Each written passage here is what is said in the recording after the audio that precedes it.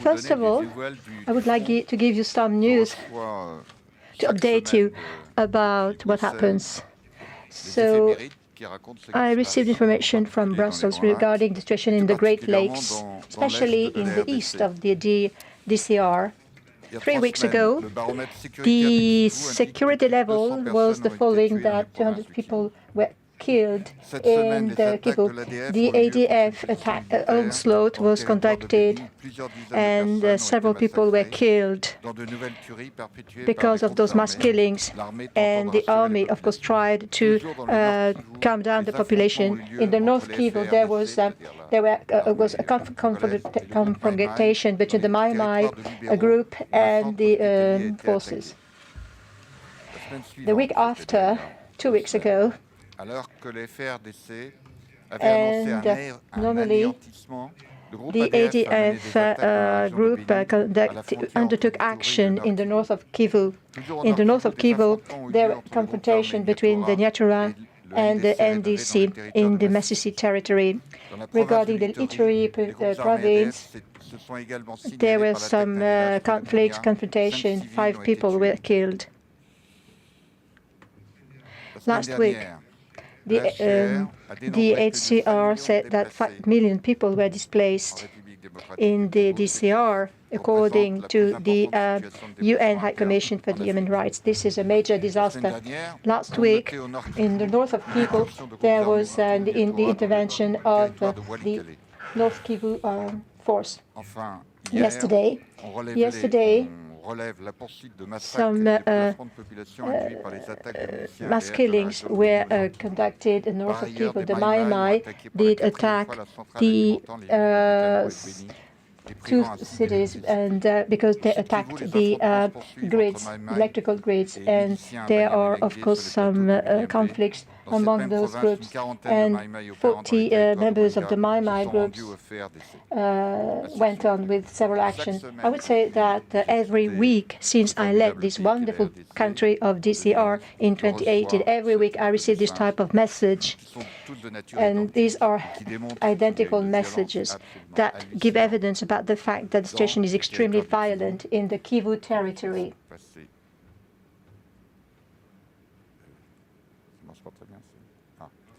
In the Kivu territory and in Ituri. And I just would like to say something about Dr. Mukwege that I met, and because of Légion d'honneur that he awarded, and I would say that he is an exceptional character. And I would say that France fully supported in this hospital, especially the implementation of medical aid in order to help the population, especially female women who were raped, cruelly raped, and that to facilitate the patient management, especially to avoid sequels due to the sex abuse.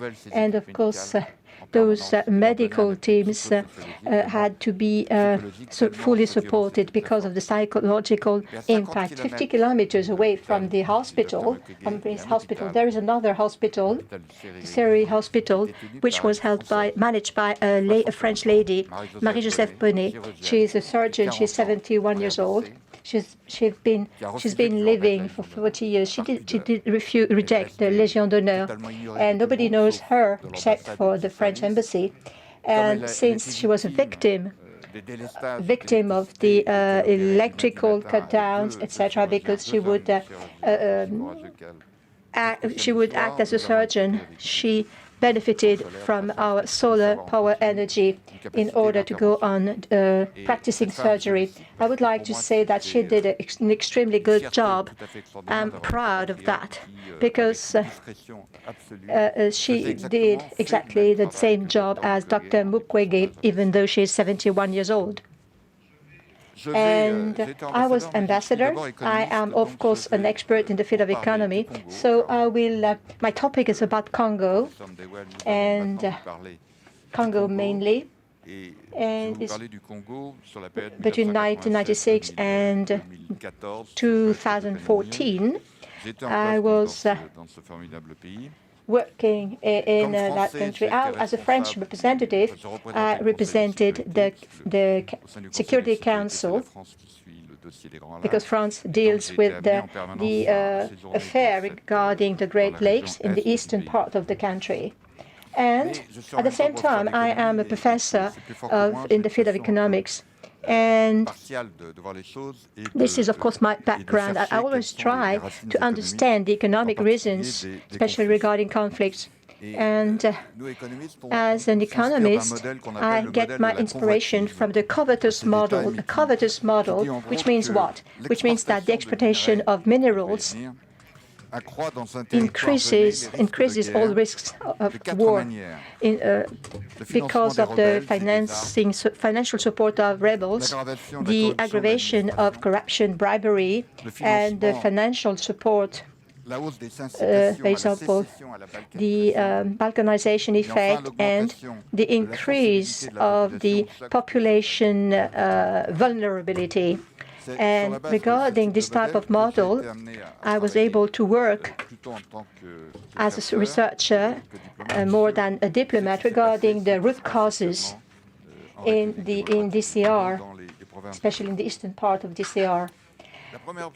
First of all, I would say that the genocidal approach in 1994, I would say that, of course, this is so much important for our memory, because we feel responsible for that. But what about the neighboring countries? I think that we have to be careful about the judgment. Zaire, that was called Congo, when unable to deal with this type of problem, regarding what Colette Brackman said about the metastasis of the Rwandan situation. But, of course, the situation was extremely terrible. This was a so-called atrocity. And we feel compassion regarding the victims of the genocide. But having said that, we have, of course, to talk about the atrocities. Let me remind you the situation. After 4 days, 1 million Hutus fled to Goma, the neighboring city in Goma, and they would going and, for example, and that was a major conflict in Congo. And I was working in Goma at that time, and the testimonies from Congolese, Rwandan, Belgian representatives regarding the operation in Goma against the cholera epidemic.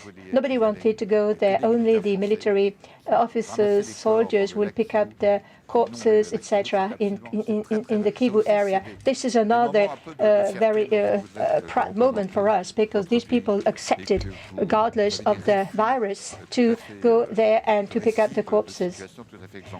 This is a very good example regarding what our military officers did and soldiers. In 1996, 2 years after genocide, because of the armies of Rwanda and Uganda, they were fighting against the Mobutu regime. The rebels of the Alliance of the Democratic Forces for the Liberation of Congo, by Laurent Désiré Kabila, they would make progress, especially they would penetrate the regions up to Kinshasa. And that was a descent to hell. That was really cruel. At the end of the day, because of violence in the context of destitution, at the end of the day, that would lead, of course, to a new human disaster in Congo. According to some assessments regarding the consequences, regarding what happened from 1996 for the country, means that the figures are extremely high. It's a question of 5 million. The death toll is about 5 million people, in addition to the figures that are usually accepted compared to the standard standard death toll.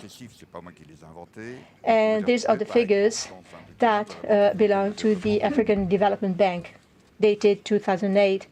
This is just an assessment, I would say, and this is an assessment of the population of Congo. So there is a big gap, if you will, a big gap, which is the outcome of the sanitary situation, the destitution, etc., of the population. The war in Congo led to a very bad harrowing situation since World War II. What is the root cause of that situation? From the economic profile, Congo, of course, is rich of mineral resources. It's full of mineral resources. 10% of copper is located on the, as you can see on the map. 10% of copper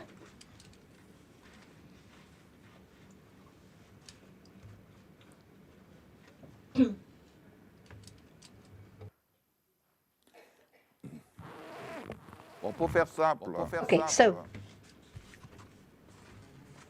Congo, this is a big scandal, first of all because of Kantaga, cobalt and copper, and this is the harvest in the south, as you can see. This is harvest in the south. Can you see the southern part of it? This is an industrial exploitation or harvesting, and then the reserves of diamonds in the Kasai area and the Kisangani region, and last but not least, in the eastern part, two areas in the Kivu area, which is full of gold, tin, and cassiterite, and the Ituri that contains deposits of gold. So this country is, of course, full of minerals that are, of course, very attractive and useful, especially in the field of IT equipment and airspace. And by the way, the prices have consequently increased, and of course, the interest for that by different groups and the development of IT equipment, mobile phones, etc. It is the reason why these resources are very attractive. And this is the map regarding the minerals, the presence of deposit of minerals, as you can see on each part of in each part. And these two regions are close to Rwanda and Uganda and Sudan. But this is just one part. But there are also there's a large part of timber in the Virunga area on the border of DCR and Rwanda, which is so much important for timber.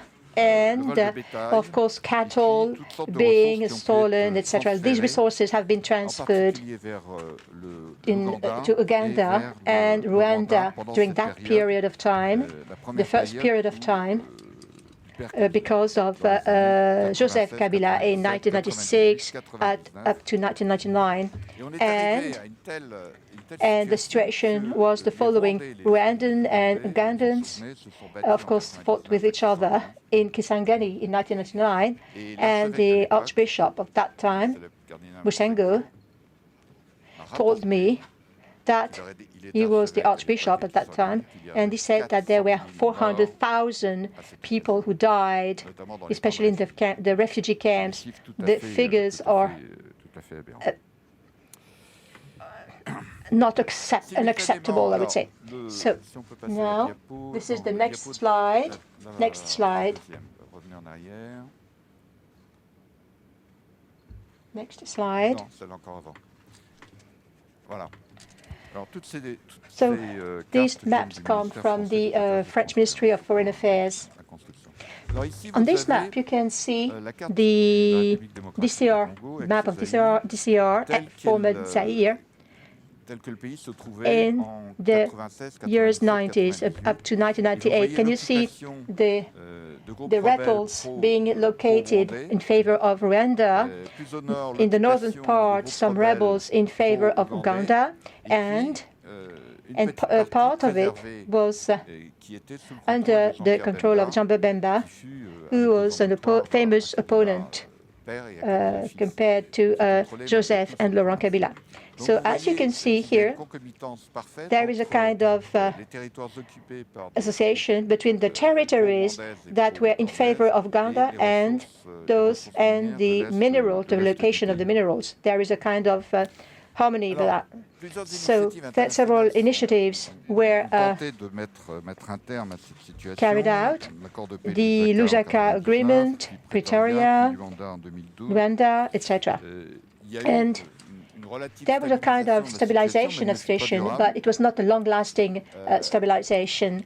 The United Nations tried to increase the number of blue beret. 20,000 blue beret was deployed in the eastern part of Congo. That was the largest number in the world. But as Professor Ndewell would say, blue beret have always been there since 1960 in the DCR. It's a kind of continuum since 1960. And so the foreign countries, of course, were also involved, in addition to Sudan and Zimbabwe, that was also involved. And Zimbabwe, for example, at the time of Kabila, and Angola as well, was also involved in the exploitation. Can you see the southern part of it? And this is the only access to the sea. And of course, that was very attractive, especially from Angola and Cabinda. So on a regular basis, there were kinds of infiltrations of Congolese representatives. This country was dismembered, totally dismembered, and it's a miracle, really a miracle, if Congo has still kept its borderline, if you will, especially after the Mobutu regime. This is the next slide. Next slide. These are the various channels, routes, trade routes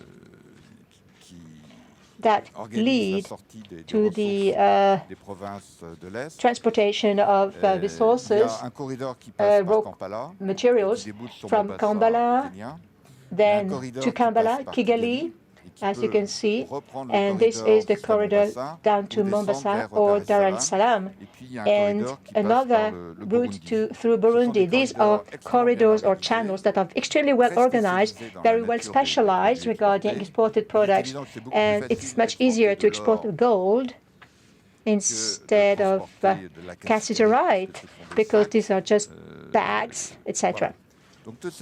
And everything is very well organized. Next slide.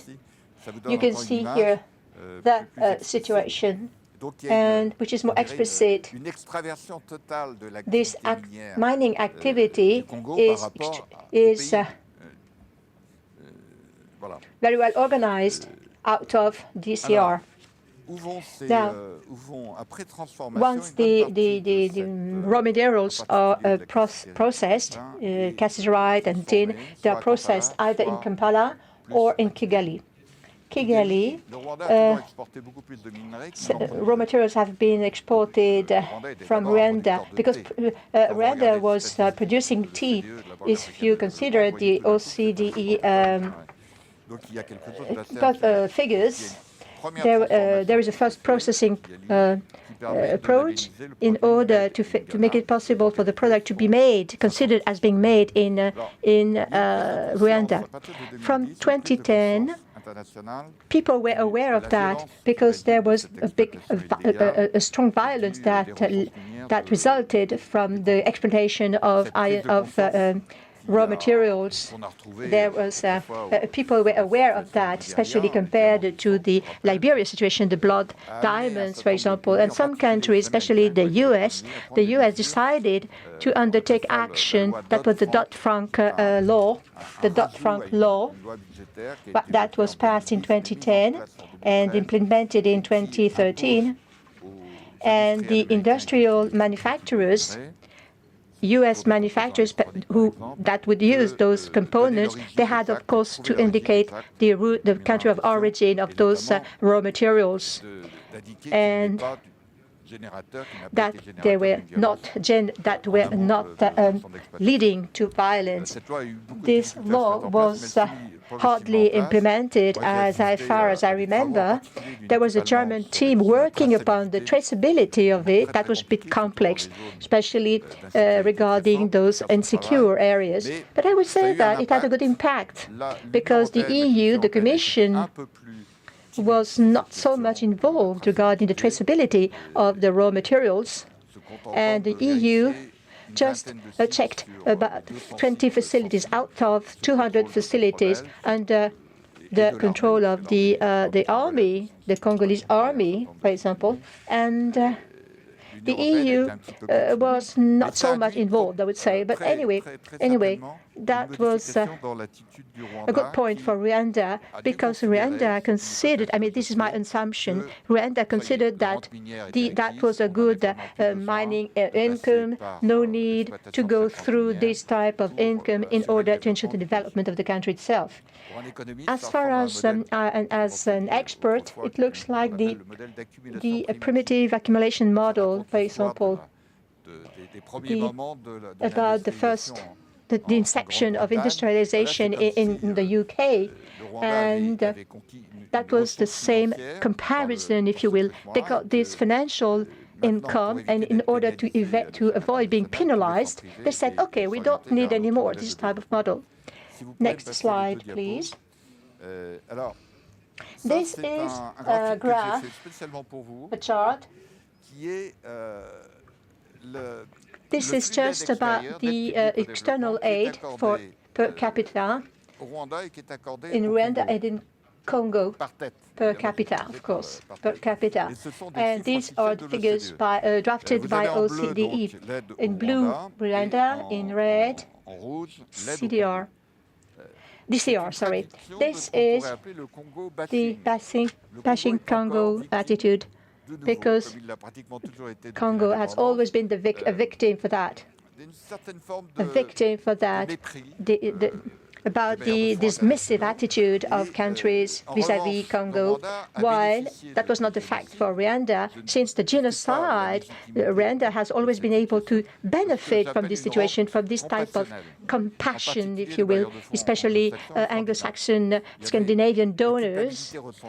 They would be act in favor of Rwanda because of this type of compassion, a very huge public aid in favor of Rwanda. But today, Rwanda is trying to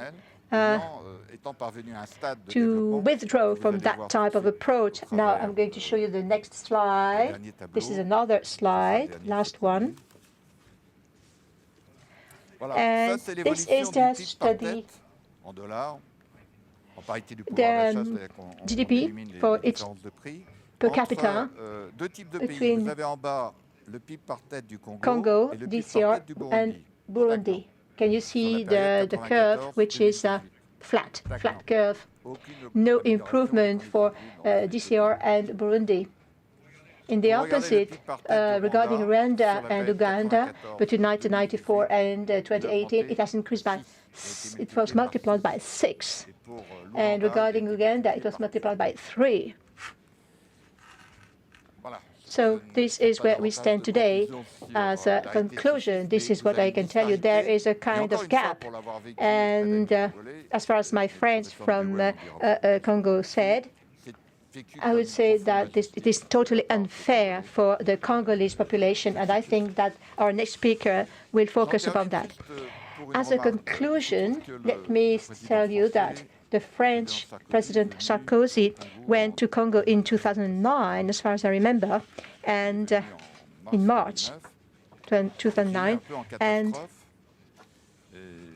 I had to prepare for his speech, and he said that the French francophone country, the first French francophone country was Congo. I mean, DCR, Congo, was the first French francophone country just before France. That was good news,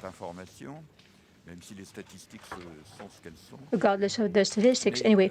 But the situation was a little bit embarrassing because our French president said that there was an understatement that said that there was a small country with a high density and a large country with a low density. And of course, that was embarrassing. And the Minister of Foreign Affairs asked me, "What do you mean with this, etc.?" So I tried, of course, then to clarify the situation, especially for the Great Lakes, including Burundi, Uganda, Congo, and Tanzania. That is, of course, a major stakeholder, and there are lots of refugees over there, in addition to Kenya, because of that. And it was a question of regional cooperation with some projects. Some projects will be implemented, especially regarding North Kivu, and that was important for the identification of the stakeholders who are in favor of peace. This is not an easy job, because at war, of course, some people are in favor of war because it leads to income, profits, etc. So, having said that, this project is still underway. And the economic community of the Great Lakes, of course, is trying to foster this type of projects. For those who are interested in this project, this is not the purpose of our meeting today, but there is a French project in this respect which aims at finding a solution for a long-lasting peace. And this is a kind of equation, if you will. And for the economists, time to build up peace is the same as time for war. Unfortunately, for 25 years, the situation has been very severe in this region. I hope that it won't last 25 years to look for peace. Thank you for your attention.